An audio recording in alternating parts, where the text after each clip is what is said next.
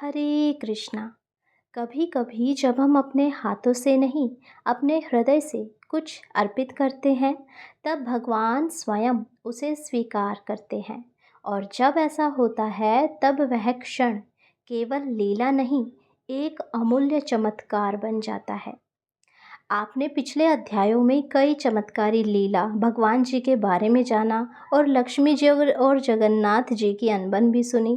परंतु आज का अध्याय पूरे तरीके से चमत्कारी और भक्त और भगवान की एक सच्ची गाथा है। आइए शुरू करते हैं आज का अध्याय।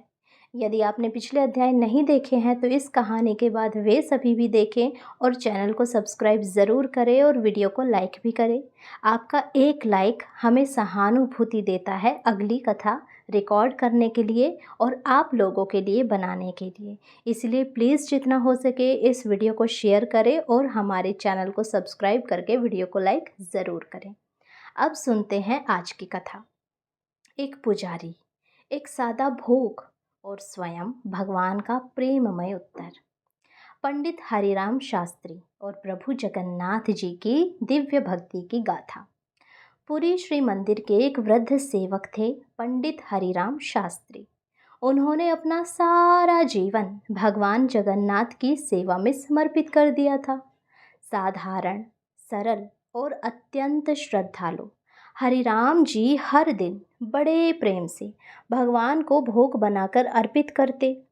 लेकिन एक दिन आषाढ़ मास की एकादशी के दिन उनका शरीर बुखार से तप रहा था।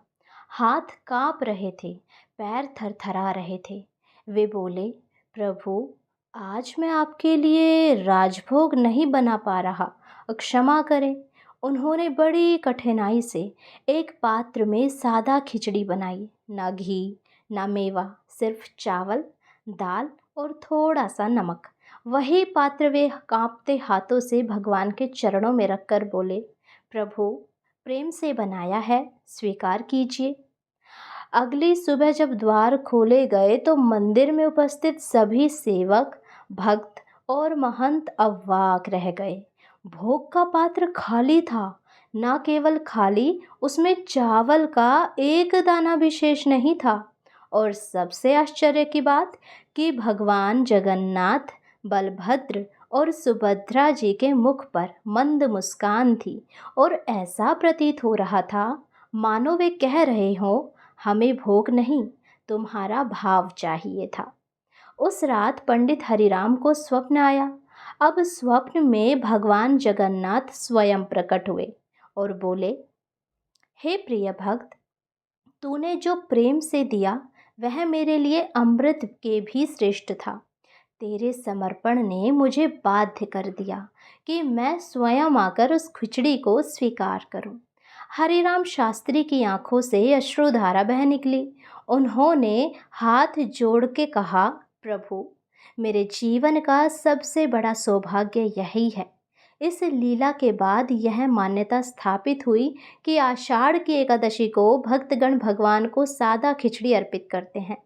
कहते हैं जो श्रद्धा और विश्वास से उस खिचड़ी प्रसाद को ग्रहण करता है, उसके जीवन से रोग, भय और अशांति धीरे धीरे दूर हो जाती है और उसका हृदय भगवान के प्रेम से भर जाता है। तो हे भक्तों, यह कोई साधारण कथा नहीं, यह भक्ति और समर्पण की महिमा है।